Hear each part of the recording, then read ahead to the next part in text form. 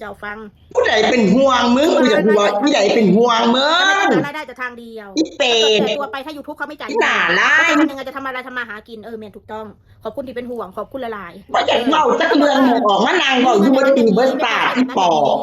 ก็ต้องหาอาชีพเสริมสิเฮ้ยตีห้าแต่เขาบอกมาก็รายได้มันก็ไม่พอใช้จ่าย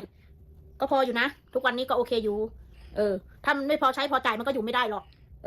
พอก็ไม่อยากว่าดอกรายได้คอยต้องได้เท่านั้นเท่านี้เท่านี้เท่านั้นต้องมาเล่าให้เจ้าฟังไม่อยากเมาอยู่บนตีคุ้ยมึงเอาไปว่าได้คือบ้านคือเมืองเขาเล็กน้อยพอได้กินได้ต่อแหล่ที่หนาล่างเศร้าบอกที่กูเหม็นขี้แขวกูขี้เดียดไป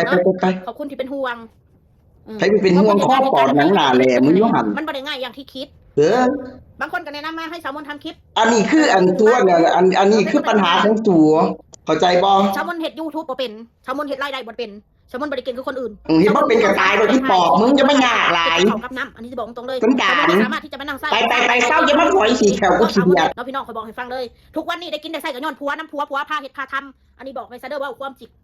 มันบ่มีความจริงจากมึงเศร้าว่าของกูขี้เดียดจะมาสั่งว่าความจริงของนี่ให้กูคอยกับไทยทอดชีวิตกูคอยเองบ่แม่นบ่คอยบ่ได้ไปนั่งขอแบมือขอทานออนไลน์ขอเงินขอทานขอจากซึ่งเจ้าเดี๋ยวซอยเรือคอยแน่พี่น้องจะมีห้องเศร้าเขาก็บ่มีจ่ายเขากินเขาก็บ่มีซื้อกิน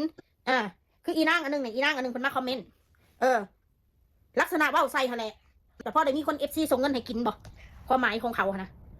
เขาสิบอกให้เด้อ FC ส่งให้กินเนี่ยก็มันก็เป็นเรื่องผลดีของข่อยก็ขอมีสามผู้ทุกคนเพิ่นให้ด้วยใจจักเพิ่นแล้วก็ข่อยบ่ได้มากมายเขาบ่ได้ขึ้นว่าข่อยให้ข่อยแน่นอนเพิ่นก็ให้ด้วยใจคือว่าเพิ่นตามนั่นล่ะแล้ว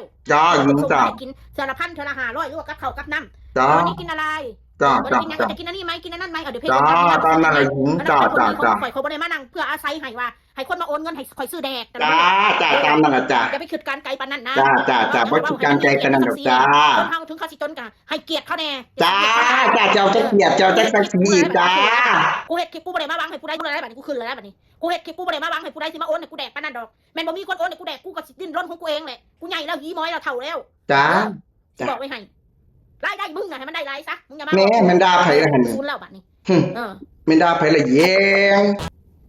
ชีวิตตกต่ำมาถึงจุดนี้ได้ยังไงจุดหยัง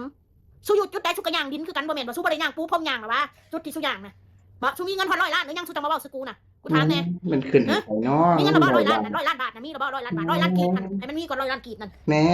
ขึ้นให้ไผเนาะจะสิมาเว้าดูหมิ่นกูแท้จุดใดมันก็ย่างขี้ดินขี้ตามทรายคือกันนั่นแหละสิว่าแนวใดเอาไปเอามาเราเฮ็ดคิดเงินก็เว้าสกูบ่มีเฮือนก็ไม่เหยียบศูนย์บ่ศูนย์บ่ศูนย์บ่ซันมีปัญญาเฮ็ดคือเขาศูนย์บ่ศูนย์โพสต์ลงแต่อันคนธรรมดาโพสต์ลงอันหนังหนาครอบครัวศูนย์อะไรกูก็คือบ่ได้เห็นส่วนพอสิได้รับได้รวยเพราะผลึกศูนย์บ่เฮือนธรรมดาคือกันคือกับขี่ยี่ห้อธรรมดาคือกันกูก็บ่เห็นว่าซูซิได้ขี่ป้อชอกป้อเช่คือเขาบ่ได้ขี่ซุปเปอร์คอร์ซุปเปอร์คาร์จังหวัดเปิดสอดเปิดเจ๊ซุปเปอร์สอดซุปเปอร์คาร์ก็ได้ขี่รถราคา50-60 ล้าน100 ล้านนี่คำเบาคำจาซูนี่แต่ศูนย์แต่ละศูนย์ถ้าซูอยู่ในระดับนั้นกูก็สินี่ไผละศูนย์กูก็สิกราบซูแม่ศูนย์ไผละศูนย์นี่ไผละศูนย์ตั้งประเด็คือกันมาเว้าให้กันตั้งมาหุงคือกันเรื่องอาหารการกินคือกันกูน่ะมันอิ่มโตแล้วสารอาหารในร่างกายกูมันมากเกินไปแคลอรี่มันเกินไปแล้วในร่างกายพอมันแคลอรี่เกินสำคัญดอกนะ